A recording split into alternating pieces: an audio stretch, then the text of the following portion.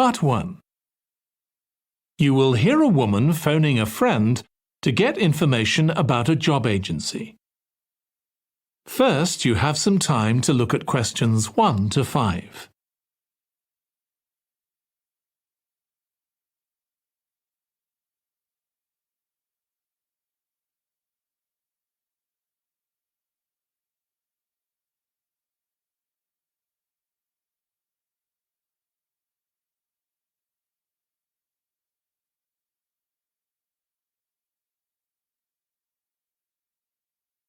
Now listen carefully and answer questions 1 to 5. Hello, William. This is Amber.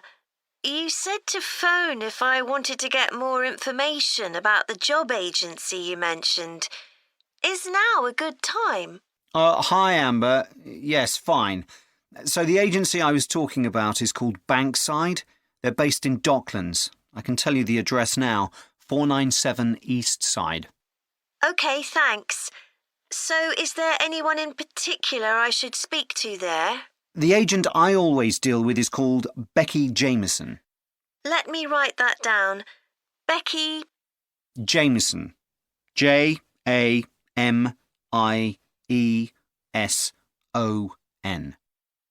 Do you have her direct line? Yes, it's in my contacts somewhere. Right, here we are. 07866 510 333. I wouldn't call her until the afternoon if I were you. She's always really busy in the morning trying to fill last-minute vacancies. She's really helpful and friendly, so I'm sure it would be worth getting in touch with her for an informal chat. It's mainly clerical and admin jobs they deal with, isn't it? That's right. I know you're hoping to find a full-time job in the media eventually, but Becky mostly recruits temporary staff for the finance sector, which will look good on your CV and generally pays better too. Yeah, I'm just a bit worried because I don't have much office experience. I wouldn't worry. They'll probably start you as a receptionist or something like that. So what's important for that kind of job isn't so much having business skills or knowing lots of different computer systems. It's communication that really matters, so you'd be fine there. And you'll pick up office skills really quickly on the job. It's not that complicated. OK, good. So how long do people generally need temporary staff for? It would be great if I could get something lasting at least a month. That shouldn't be too difficult. But you're more likely to be offered something for a week at first, which might get extended. It's unusual to be sent somewhere for just a day or two. Right. I've heard the pay isn't too bad. Better than working in a shop or a restaurant. Oh, yes, definitely. The hourly rate is about £10, $11 if you're lucky. That's pretty good. I was only expecting to get £8 or £9 an hour. Before you hear the rest of the conversation, you have some time to look at questions 6 to 10.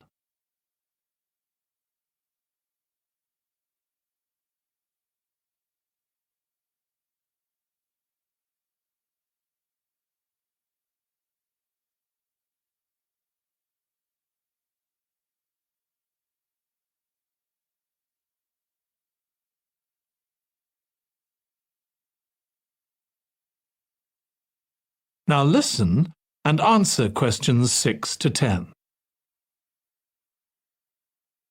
Do you want me to tell you anything about the registration process?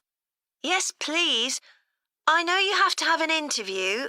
The interview usually takes about an hour, and you should arrange that about a week in advance. I suppose I should dress smartly if it's for office work. I can probably borrow a suit from Mum. Good idea. It's better to look too smart than too casual. Will I need to bring copies of my exam certificates or anything like that? No, they don't need to see those, I don't think. What about my passport? Oh, yes, they will ask to see that. OK. I wouldn't get stressed about the interview, though. It's just a chance for them to build a relationship with you, so they can try and match you to a job which you'll like. So there are questions about personality that they always ask candidates, fairly basic ones, and they probably won't ask anything too difficult, like what your plans are for the future. Hope not. Anyway, there are lots of benefits to using an agency. For example, the interview will be useful because they'll give you feedback on your performance so you can improve next time. And they'll have access to jobs which aren't advertised. Exactly. Most temporary jobs aren't advertised. And I expect finding a temporary job this way takes a lot less time. It's much easier than ringing up individual companies. Yes, indeed. Well, I think I've covered... Part 2.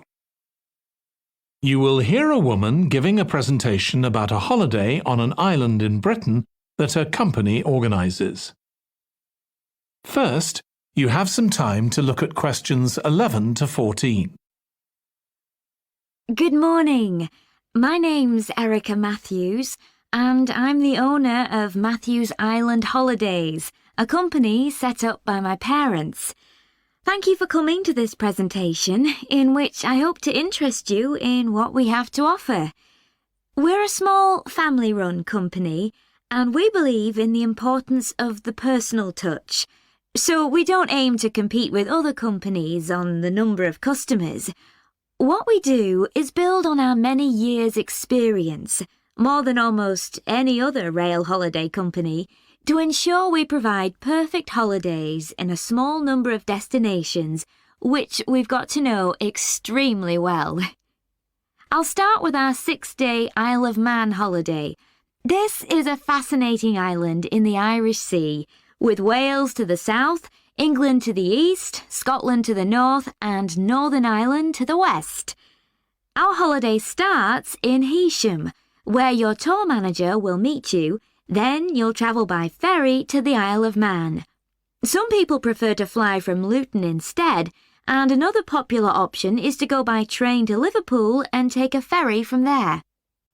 You have 5 nights in the hotel, and the price covers 5 breakfasts and dinners and lunch on the 3 days when there are organised trips. Day 4 is free, and most people have lunch in a cafe or restaurant in Douglas. The price of the holiday includes the ferry to the Isle of Man, all travel on the island, the hotel, and the meals I've mentioned. Incidentally, we try to make booking our holidays as simple and fair as possible, so unlike with many companies, the price is the same whether you book 6 months in advance or at the last minute, and there's no supplement for single rooms in hotels. If you make a booking, then need to change the start date, for example because of illness, you're welcome to change to an alternative date or a different tour for a small administrative fee. Now listen and answer questions 15 to 20. Okay, so what does the holiday consist of? Well, on day 1, you'll arrive in time for a short introduction by your tour manager, followed by dinner in the hotel. The dining room looks out at the river, close to where it flows into the harbour, and there's usually plenty of activity going on. On day 2, you'll take the coach to the small town of Peel, on the way calling in at the Tynwald exhibition. The Isle of Man isn't part of the United Kingdom, and it has its own parliament called Tynwald. It's claimed that this is the world's oldest parliament that's still functioning, and that it dates back to 979. However, the earliest surviving reference to it is from 1422, so perhaps it isn't quite as old as it claims. Day 3, we have a trip to the mountain Snaefell. This begins with a leisurely ride along the promenade in Douglas in a horse-drawn tram. Then you board an electric train which takes you to the fishing village of Laxey. From there, it's an 8-kilometre ride in the Snaefell Mountain Railway to the top. Lunch will be in the cafe, giving you spectacular views of the island. Day 4 is free for you to explore, using the pass which we'll give you. So you won't have to pay for travel on local transport or for entrance to the island's heritage sites. Or you might just want to take it easy in Douglas and perhaps do a little light shopping. The last full day, day 5, is for some people the highlight of the holiday, with a ride on the steam railway from Douglas to Port Erin. After some time to explore, a coach will take you to the headland that overlooks the Calf of Man, a small island just off the coast. From there, you continue to Castletown, which used to be the capital of the Isle of Man and its medieval castle. And on day 6, it's back to the ferry, or the airport if you flew to the island, and time to go home. Now, I'd like to tell you...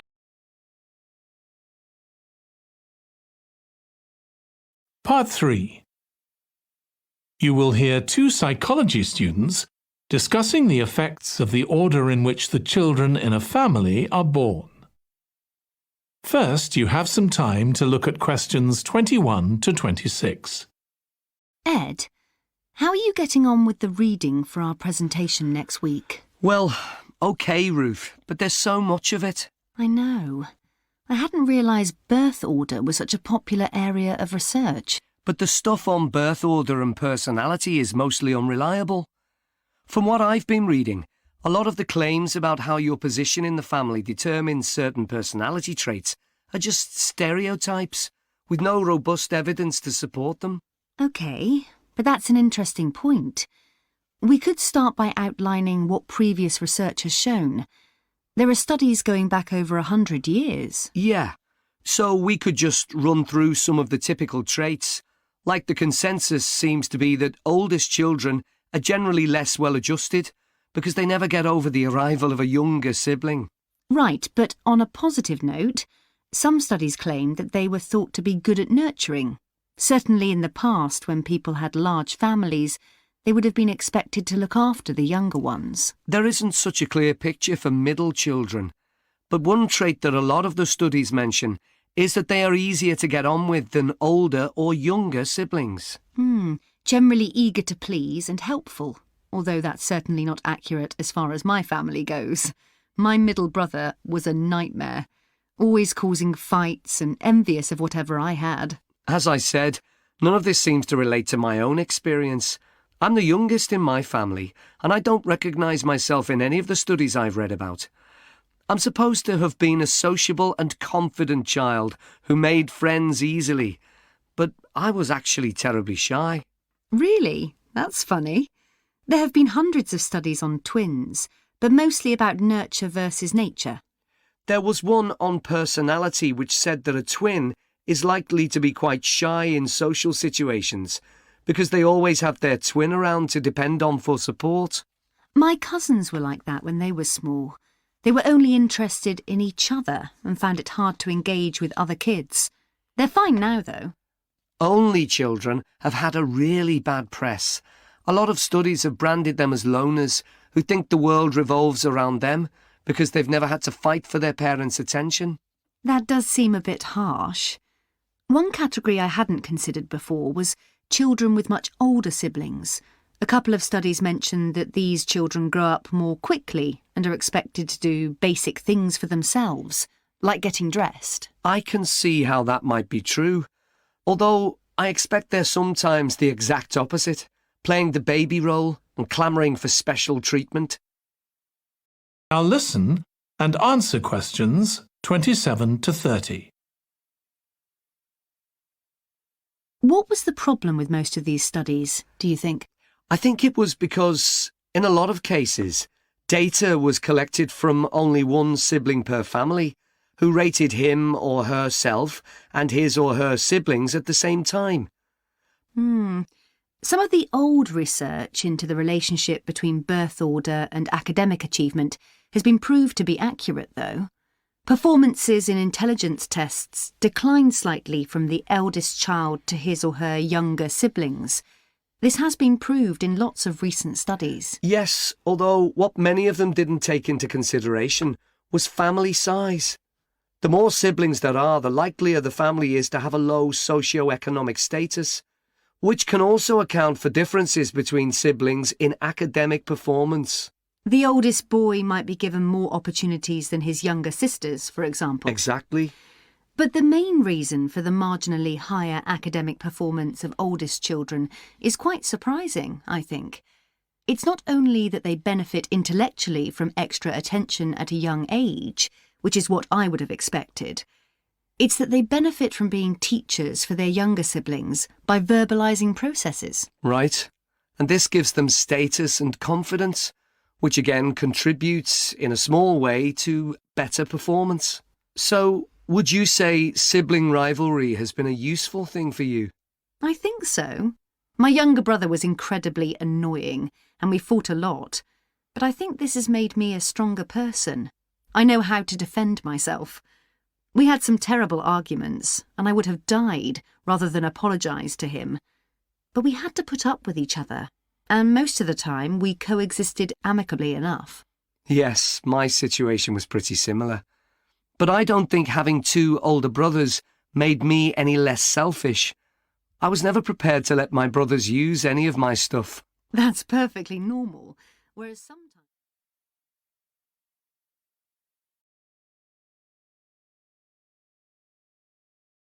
Part 4. You will hear a student giving a presentation about a type of tree known as the eucalyptus, which is common in Australia. Today, I'm going to talk about the eucalyptus tree.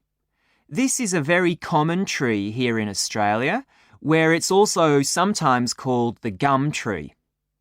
First, I'm going to talk about why it's important.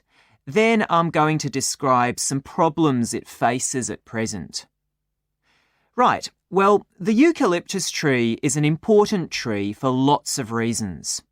For example, it gives shelter to creatures like birds and bats, and these and other species also depend on it for food, particularly the nectar from its flowers. So it supports biodiversity. It's useful to us humans too, because we can kill germs with a disinfectant made from oil extracted from eucalyptus leaves. The eucalyptus grows all over Australia, and the trees can live for up to 400 years. So it's alarming that all across the country, numbers of eucalyptus are falling because the trees are dying off prematurely. So, what are the reasons for this? One possible reason is disease. As far back as the 1970s, the trees started getting a disease called Mundula yellows. The tree's leaves would gradually turn yellow, then the tree would die. It wasn't until 2004 that they found the cause of the problem was lime, or calcium hydroxide, to give it its proper chemical name, which was being used in the construction of roads. The lime was being washed away into the ground and affecting the roots of the eucalyptus trees nearby. What it was doing was preventing the trees from sucking up the iron they needed for healthy growth. When this was injected back into the affected trees, they immediately recovered. But this problem only affected a relatively small number of trees. By 2000, huge numbers of eucalyptus were dying along Australia's east coast of a disease known as bell miner-associated dieback. The bell miner is a bird, and the disease seems to be common where there are high populations of bell miners. Again, it's the leaves of the trees that are affected. What happens is that insects settle on the leaves and eat their way round them, destroying them as they go, and at the same time they secrete a solution which has sugar in it. The bell miner birds really like this solution, and in order to get as much as possible, they keep away other creatures that might try to get it. So these birds and insects flourish at the expense of other species, and eventually so much damage is done to the leaves that the tree dies.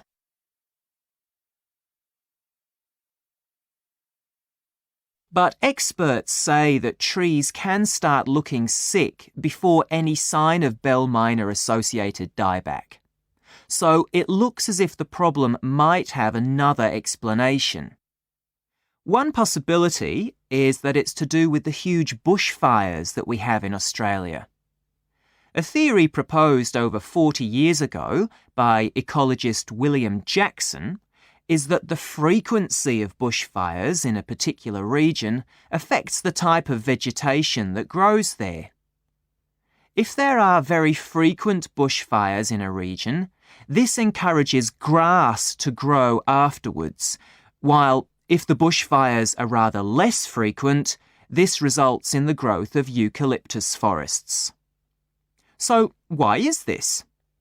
Why do fairly frequent bushfires actually support the growth of eucalyptus? Well, one reason is that the fire stops the growth of other species which would consume water needed by eucalyptus trees. And there's another reason. If these other quick-growing species of bushes and plants are allowed to proliferate, they harm the eucalyptus in another way by affecting the composition of the soil and removing nutrients from it.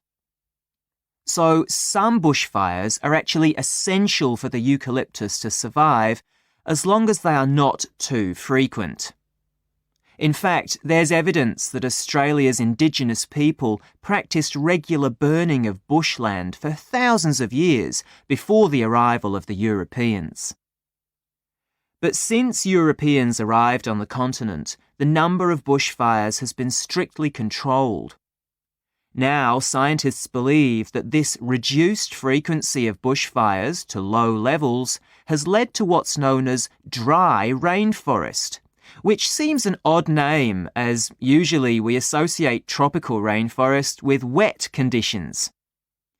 And what's special about this type of rainforest? Well, unlike tropical rainforest, which is a rich ecosystem, this type of ecosystem is usually a simple one. It has very thick, dense vegetation, but not much variety of species.